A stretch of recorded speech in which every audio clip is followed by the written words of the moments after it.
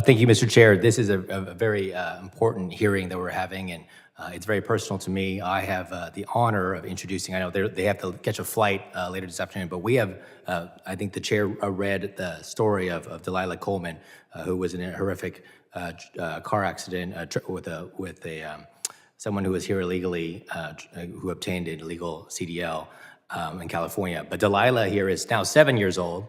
She's in the audience here with her father Marcus and her mother Eliana, who I think they just got engaged at the White House last week, if you saw the video. So they are from Bakersfield, California, my hometown. And so I just wanted to make sure to recognize them and put a face to this issue and the family to this issue as well. If the gentleman just yield quickly, thank you all for taking the time to be here. We are so grateful to see her in such good health. Please continue.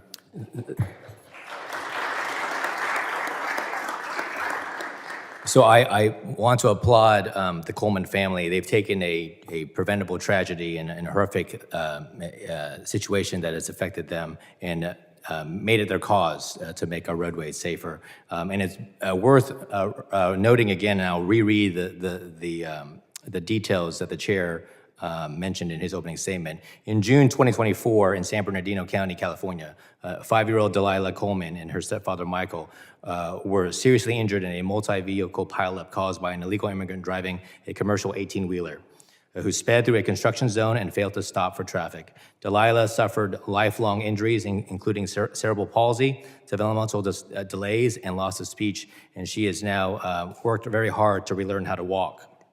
The driver, who illegally entered the United States in October of 2022, was released under the Biden administration and held a California-issued CDL. This preventable tragedy forever altered Dalilah's bright future. I had the chance to meet with Dalilah and her family to discuss Dalilah's law, the legislation that they are working to introduce and to pass that would require states to limit trucking licenses to U.S. citizens and lawful permanent residents and certain work visa holders. And number 2, revoke all trucking licenses currently issued to illegal migrants as a condition of receiving funding from the Department of Transportation. I did want to ask Mr. Tipton, what is your assessment on the role states have in preventing future tragedies by non-domiciled CDL drivers? So I think it's a multifaceted role that the states can play. One is working with ICE in these 287G task force models, which allow for state and local law enforcement to be able to verify immigration status.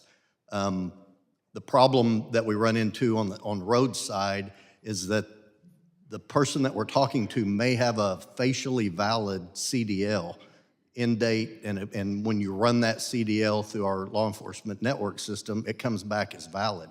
But then when we check on the immigration status, they're not here legally. Now, they may have originally crossed the border. I'll tell you my experience. I've interviewed many of these folks as we've taken them into custody. Under the former administration, they would cross the border, be detained, be released, and given, an employment authorization document at that time.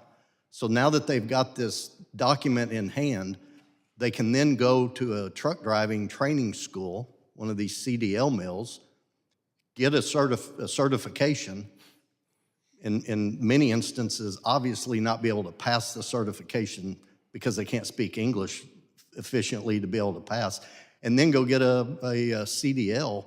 So on its face value, it looks like they're valid. But unless you have the authority and the ability to work with ICE and verify their immigration status, you don't realize that they're here illegally. So I think that's step one. States have to work with the federal government in order to be able to take adequate enforcement. So that leads to my next question, and it refers to sanctuary state policies. In California, unfortunately, we are a sanctuary state. I opposed it when it was moving to the state legislature. But I think what you've outlined is when a CDL is issued in one state, that driver is allowed to operate across all 50 states. So if California applies a weaker CDL standard, that creates a public safety risk for the other states. Is that correct? Absolutely, across the board. You know, and of course, I live in a state that we call it the crossroads of America. I-35 that runs from Mexico to Canada, I-40 east and west coast, and then I-44, and those all interchange in Oklahoma City. And so the amount of nationwide over-the-road trucking that comes through our state is a massive number. So we see it routinely that other states that don't apply the same type of standard, yeah, those drivers are going to be coming right through Oklahoma. Thank you. I appreciate the chair's flexibility. Thank you, and thank you, Dalilah, and the Coleman family for being here. You're all an inspiration to us. Thank you.